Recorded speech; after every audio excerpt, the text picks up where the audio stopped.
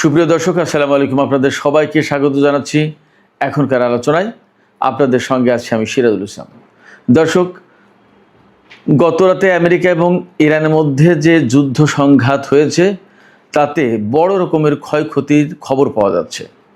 কি কি ক্ষয়ক্ষতি হয়েছে সেটা একদম বিস্তারিত আমি তুলে ধরার চেষ্টা করব আজকের এই ভিডিওতে।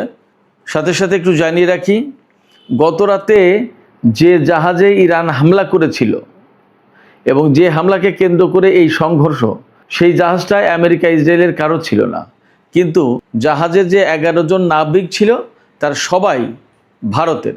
10 জন নাবিককে উদ্ধার করা গেলেও একজন নাবিক এখনও নিখোঁজ। হামলার ঘটনায় ভারত নিন্দা জানিয়েছে, ভারত আরও কিছু বক্তব্য দিয়েছে। এদিকে সর্বশেষ খবরে দেখলাম রাশিয়া ইউরোপের কাছে আর ডলারে বা ইউরোতে কোনো তেল বিক্রি করবে না। তেল চুক্তি যা হবে তা সব রাশিয়ান মুদ্রা রুবল অথবা চীনা মুদ্রা ইউয়ানে। তাহলে প্রশ্ন আসছে, বিশ্ব কি খুব দ্রুত পরিবর্তিত হয়ে যাচ্ছে কিনা? বিশ্ব ব্যবস্থা, ডলার সিস্টেম, ডিডলারাইজেশন প্রক্রিয়া, এ সমস্ত কি খুব দ্রুত গতিতে এগিয়ে যাচ্ছে? এপাশে হরমুজ প্রণালী নিয়ে পরস্পর বিরোধী বক্তব্য পাওয়া যাচ্ছে। আমেরিকা বলছে হরমুজ প্রণালী খোলা আছে, জাহাজ চলাচল অব্যাহত আছে। ইরান বলছে হরমুজ প্রণালী সম্পূর্ণভাবে বন্ধ এবং পরবর্তী নির্দেশ বা সুযোগ না দেওয়া পর্যন্ত কোনো জাহাজ চলাচল করবে না। আসলে পরিস্থিতি কি? সুপ্রিয় দর্শক, এই বিষয়গুলো নিয়ে আমি এখন বিস্তারিত আলোচনা করার চেষ্টা করব। আশা করি আপনারা সঙ্গেই থাকবেন। দর্শক, গত রাতে সাইপ্রাসের পতাকাবাহী একটি জাহাজ, এই জাহাজটা যাচ্ছিল ওমানের উপকূল দিয়ে। জাহাজটা ওমানের উপকূল দিয়ে হরমুজ প্রণালী পার হতে চেয়েছিল, নাকি ওমানের উপকূল দিয়ে হরমুজ প্রণালীতে ঢুকে পারস্য উপসাগরের দিকে যাচ্ছিল, পরিষ্কার না। এই তথ্য পাওয়া যায়নি, আমি খুব চেষ্টা করেছি, কিন্তু জাহাজটি ওমানের উপকূল দিয়ে যাচ্ছিল, এইটা হলো ফ্যাক্ট। তা ওমানের উপকূল দিয়ে জাহাজ চলাচল তো নিষেধ করে রেখেছে ইরান। তারা বলছে যে তারা যে নির্দেশনা দিয়েছে যে রুটে যাবে জাহাজ, সেই রুটেই শুধুমাত্র জাহাজ যাবে, এর বাইরে যাবে না। জাহাজটা ছিল সাইপ্রাসের পতাকাবাহী। এখন সাইপ্রাসের পতাকাবাহী মানেই সাইপ্রাসের জাহাজ তা কিন্তু না, ইসরায়েলেরও না, আমেরিকারও না। আসলে কোন দেশের সেটা পরিষ্কার না। জাহাজটি ছিল একটি কন্টেইনার জাহাজ। এখন এই কন্টেইনার জাহাজে পোশাক আশাক, কাপড় চোপড়, ইলেকট্রনিক সামগ্রী বা ইস্পাত বা আদার অন্যান্য পণ্য সামগ্রী নেওয়া হয়। তেলবাহী জাহাজ না, এটা কন্টেইনার জাহাজ। মানে এই কন্টেইনারে করে যে সমস্ত পণ্য নেওয়া হয় সেই জাহাজ। সাইপ্রাসের সাথে কিন্তু ইসরায়েলের খুব গভীর সম্পর্ক। এখন সাইপ্রাসের পতাকাবাহী এই জাহাজটা ইসরায়েলে যাচ্ছিল কিনা সেটা একটা প্রশ্ন। জাহাজটা জেবেল আলী বন্দরের কাছে আঘাতপ্রাপ্ত হয়। অর্থাৎ জেবেল আলী বন্দর হচ্ছে সংযুক্ত আরব আমিরাতের বন্দর। এইখান থেকে হয়তো ধারণা করা যায় যে জাহাজটা হয়তো সংযুক্ত আরব আমিরাত থেকে ইসরায়েলের দিকে বা ইসরায়েলি পণ্য নিয়ে যাচ্ছিল, বাট সাইপ্রাসের পতাকাবাহী জাহাজ। এবং ইসরায়েলের সাথে ভারতের যথেষ্ট ঘনিষ্ঠ সম্পর্ক, নাবিক সবাই কিন্তু ভারতের। আমি এর মানে কোনো সিদ্ধান্ত দিচ্ছি না, কিন্তু ঘটনাগুলো আমি শুধু তুলে ধরছি। আসলে কি ঘটেছে আমরা পরিষ্কার না। এই জাহাজে হামলার পর আমেরিকা ইরানের উপর হামলা চালায় এবং 140টি লক্ষ্যবস্তুতে বিভিন্ন জায়গায় হামলা করেছে। আমেরিকার যুদ্ধমন্ত্রী পিট হেগসেথ বলেছেন যে আমরা বারবার ইরানকে বলেছি যে তোমরা এরকম হামলা করো না, এখন মজাটা বুঝুক। তিনি যা বলেছেন তার মানে দ্বারা এইরকম যে মনে হচ্ছে যেন আমেরিকা ইরানকে একেবারে ধ্বংস করে দিয়েছে, এখন মজা বুঝুক, বিষয়টা তারা বুঝুক।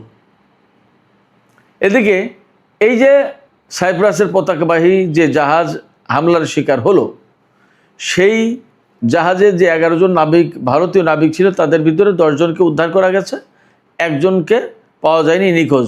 সম্ভবত মারা যেতে পারে, সাগরের ভেতরে কি হয়েছে এখনও পরিষ্কার না। এই ঘটনার অর্থাৎ এই হামলার নিন্দা জানিয়েছে ভারত। ভারত বলেছে যে আন্তর্জাতিক পানিসীমায় বা আন্তর্জাতিক নৌপথে আন্তর্জাতিক আইন অনুসারে স্বাধীনভাবে জাহাজ চলাচলের সুযোগ থাকা উচিত। এই হামলা, এই যুদ্ধ বন্ধ হোক এবং বেসামরিক জাহাজে হামলা করা উচিত না, ইত্যাদি ইত্যাদি। এখানে যে সমস্ত পয়েন্টগুলো খুব খেয়াল করলে বোঝা যায়, সেই পয়েন্টগুলো যদি আমরা উল্লেখ করি তাহলে দেখা যাবে ভারত মূলত ইরানকেই দায়ী করেছে অনেক কিছুর জন্য। যেমন ইরান এই হামলা চালিয়েছে আন্তর্জাতিক নৌপথে, আন্তর্জাতিক আইন মেনে স্বাধীনভাবে জাহাজ চলাচল করা উচিত, কিন্তু সেটা করতে দিচ্ছে না ইরান। প্রশ্ন হচ্ছে যে হরমুজ প্রণালীকে আন্তর্জাতিক নৌরুট বলা হচ্ছে, কিন্তু বাস্তবতা হচ্ছে ওমান এবং ইরানের উপকূল থেকে যদি আন্তর্জাতিক আইন অনুযায়ী দুই দেশের সীমানা বন্টন করা হয় তাহলে আন্তর্জাতিক কোনো রুট এখানে থাকে না। অর্থাৎ ইরানের উপকূল থেকে যদি সামনে আসা হয়, ইরানের যে আন্তর্জাতিক আইন অনুযায়ী যেটুকু নিজস্ব ভূখণ্ড বা নিজস্ব জলসীমা বলে গণ্য হবে, উপকূল ভাগ বলে গণ্য হবে, সেইটুকু যদি দেয়া হয়, আর দক্ষিণ পাশে যদি ওমানকে একইভাবে দেওয়া হয়, তাহলে মাঝখানে আর আন্তর্জাতিক কোনো জলপথ থাকে না, দুই দেশের ভেতরে ভাগাভাগি হয়ে যায়, আর নতুন কোনো জলপথ জাহাজ চলাচলের জন্য আন্তর্জাতিক রুট কিন্তু আর থাকে না। সেক্ষেত্রে আন্তর্জাতিক রুট বলা যাবে কি যাবে না সেটা কিন্তু অবশ্যই একটা ভাববার বিষয়। তারপরে ভারত বলেছে সংঘাত না, কূটনৈতিক আলাপ আলোচনার মাধ্যমে এই সমস্যার বা এই সংকটের সমাধান করতে হবে। কিন্তু আমেরিকা যে ইরানের উপরে এত ব্যাপকভাবে হামলা চালাচ্ছে বা হামলার প্রেক্ষাপট যে তৈরি করে দিচ্ছে কারা, ভারত কিন্তু এই দিকে বলেনি, এই দিকে কোনো কথা বলেনি। যাই হোক, আমি ভারতের প্রসঙ্গটা শেষ করি এখানেই, আমরা চলে যাই অন্য আলোচনায়। সেই আলোচনাটা হচ্ছে যে কালকে যে হরমুজ প্রণালীকে কেন্দ্র করে এত সংঘাত সংঘর্ষ হলো, তাতে আমেরিকা প্রথমে ইরানের উপর হামলা চালিয়েছে। ইরানের বিভিন্ন ড্রোন কেন্দ্র, কন্ট্রোল অ্যান্ড কমান্ড সেন্টার, তারপরে ক্ষেপণাস্ত্র উৎক্ষেপণ কেন্দ্র, লঞ্চার, এরকম বিভিন্ন জায়গায় হামলা চালিয়েছে। এর ভিতরে সামরিক বেসামরিক বহু লক্ষ্যবস্তু আছে। কিশদ্বীপ, কেশমদ্বীপ, তারপরে আপনার খুজেস্তান প্রদেশ, ইরানের মধ্যাঞ্চলীয় মানে ইস্পাহান প্রদেশ, এই সমস্ত জায়গায়। এমনও খবর পেয়েছি, আমি তো আগেই আপনাদেরকে জানিয়েছি, আমার ছোট ছেলে ইরানে চলে গেছে, যুদ্ধের কারণে চলে এসেছিল, 3-4 দিন আগে চলে গেছে, 9 তারিখে সে ইরান পৌঁছেছে। সে জানালো তেহরানেও যুদ্ধ বিমানের শব্দ পাওয়া গেছে। এখন এই যুদ্ধ বিমান ইরানের বিমান ছিল নাকি আমেরিকার বিমান ছিল পরিষ্কার না, কারণ রাতের অন্ধকার। তো তেহরানের আকাশে যখন যুদ্ধ বিমানের শব্দ পাওয়া গেছে, তার মানে তেহরানের আকাশের দিকে আমেরিকা বা ইসরায়েলের বিমান গিয়েছিল। তার মানে বেশ বড় 140টা লক্ষ্যবস্তুতে হামলা করেছে, খুব সহজ কথা না।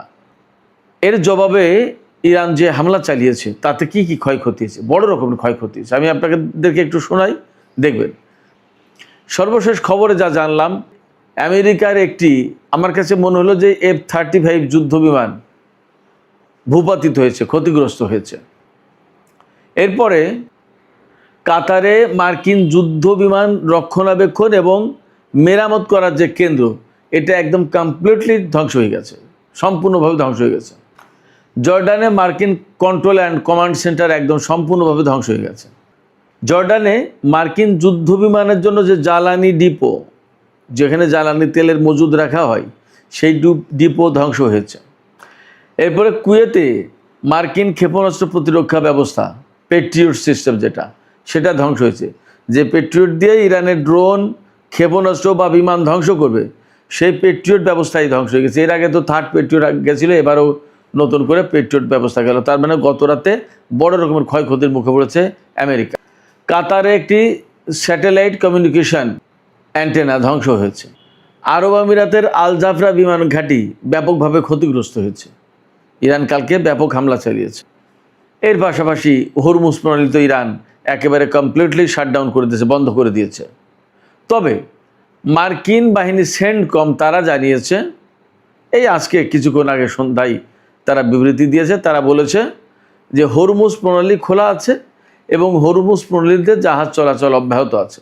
বাট সমস্ত ডেটা ঘেটে মোটামুটিভাবে দেখা যাচ্ছে যে জাহাজ চলাচল তেমন একটা কোনো রেকর্ড তো পাওয়া যাচ্ছে না। আসলে বাস্তবতা কি সেটা হয়তো আর একটু সময় গেলে বোঝা যাবে।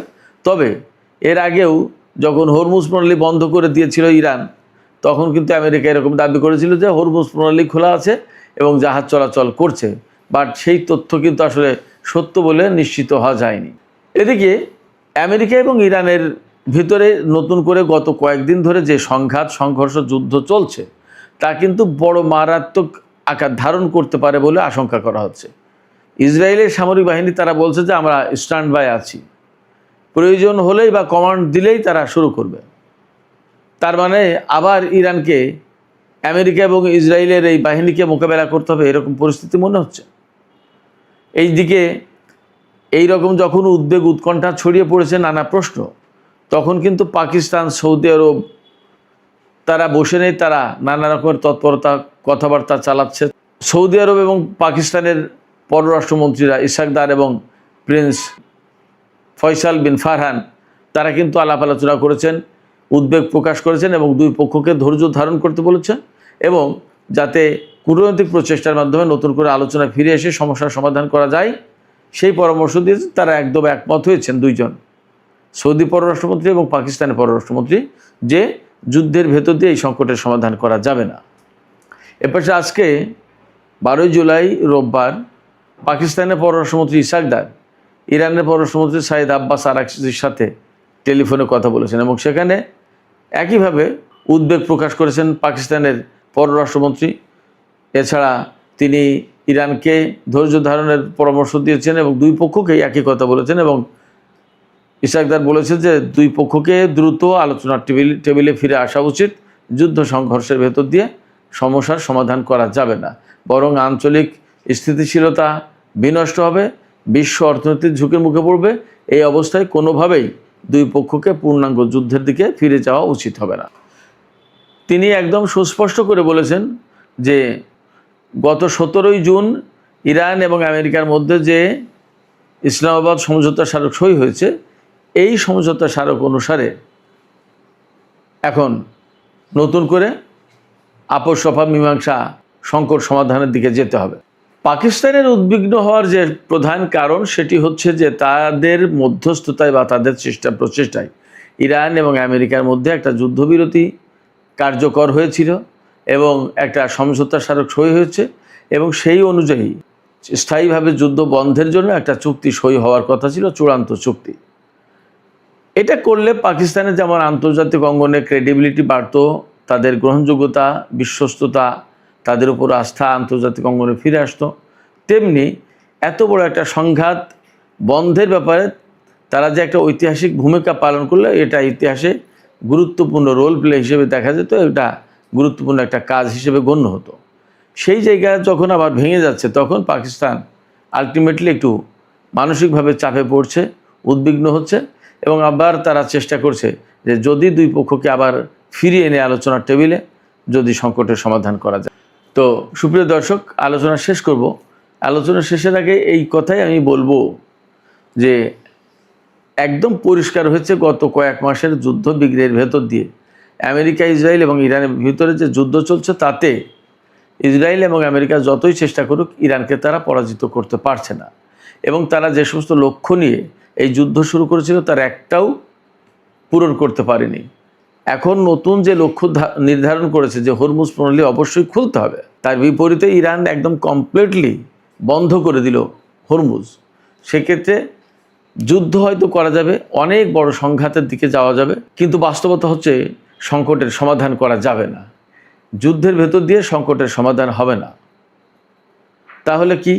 কূটনীতির পথেই ফিরতে হবে। কিন্তু আমি আবারও বলি যে কূটনীতির মাধ্যমে আসলে ইরান এবং ইসরায়েল ও আমেরিকার মধ্যে যে সমস্যা তারও সমাধান হবে না। তাহলে উপায় কি? উপায় হচ্ছে একটাই, যার যার জায়গায় ফিরে যাওয়া এবং কারোর অভ্যন্তরীণ ব্যাপারে হস্তক্ষেপ না করা। সুপ্রিয় দর্শক, আজকের আলোচনা এখানে শেষ করতে চাই।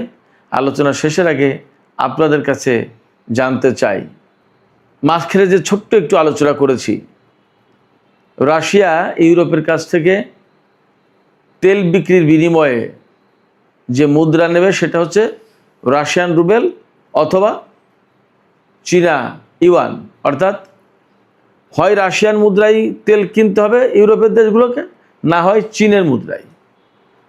তাহলে এখানে প্রশ্ন আসছে, আন্তর্জাতিক অঙ্গনে যে ডলার বাদ দিয়ে লেনদেনের চেষ্টা চলছে বিভিন্ন দেশের পক্ষ থেকে, রাশিয়ার এই উদ্যোগ সেই জায়গায় কতটা বড় ভূমিকা রাখবে বলে মনে হয়, এবং এর মধ্য দিয়ে আমেরিকার ডলার নতুন করে আরেকবার ধাক্কা খেলো কিনা, আপনাদের মতামত জানতে চাই।